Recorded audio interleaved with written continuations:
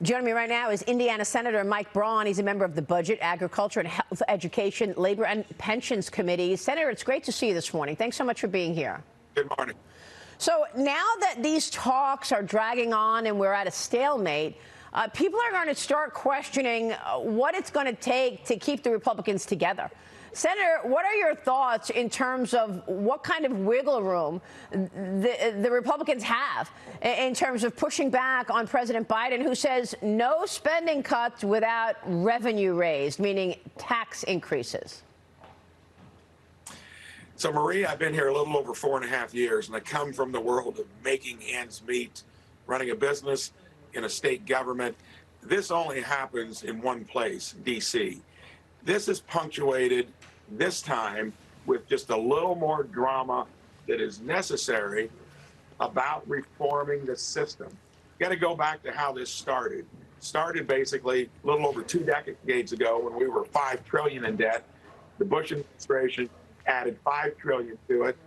The Obama $6 trillion. It's been a borrowing and spending frenzy ever since, both Democrats and Republicans. Generally, the status quo likes it the way it is because they then dump these big omnibus bills in your lap with 2 days to read them when you're really up against the deadline. We've got to do something different. Kevin McCarthy has been out there because I think he's been held accountable by 30 or 40 fiscal conservatives in the House. This is different.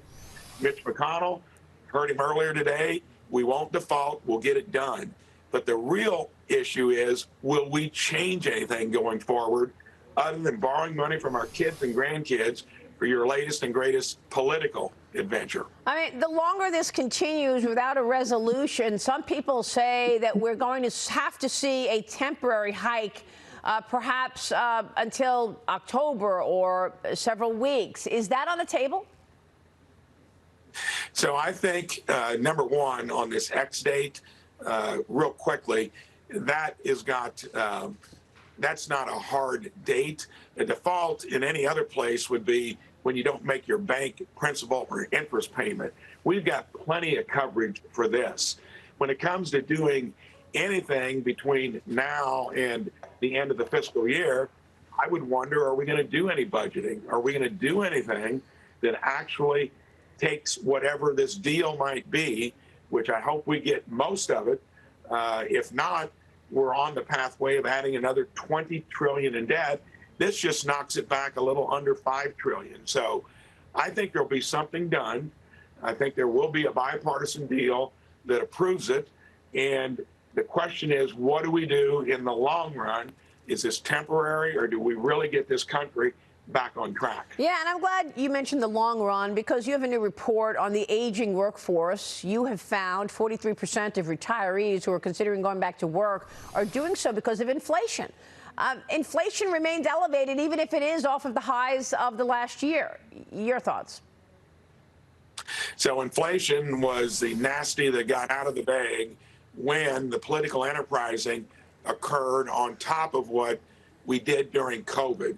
We shut the economy down. You dumped all that fiscal stimulus in. That was guaranteed to start some inflation. The Democrats doubled down on it over the last 2 years. Thank goodness we got the House back and put a tourniquet on that craziness. Last time this occurred, it took 5 years to get it back in the box. So, yes, retirement is now in jeopardy. Not only that, look at ESG, where they're trying to direct you into something other than the best return. Yeah.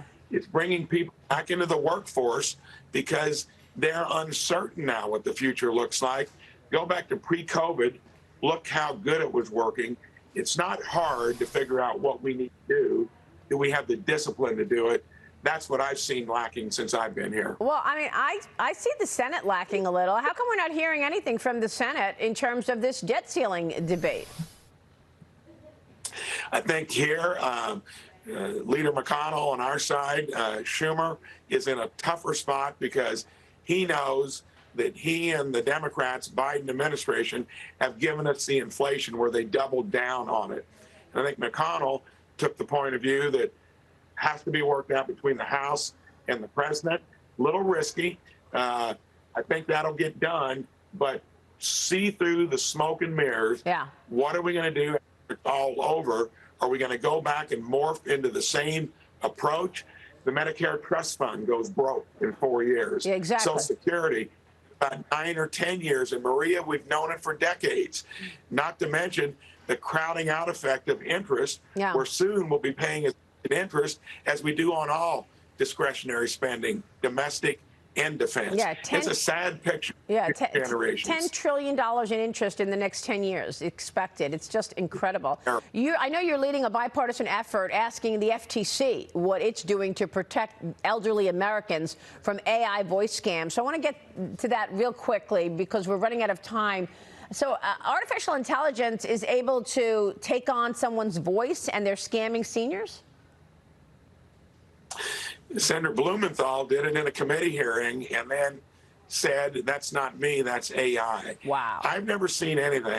Been in the entrepreneurial business world for my career where a new technology is being forewarned about the nefarious, ominous aspects of it by the people that have created it. What? We better be careful with it because we don't know whether it's going to be good or bad.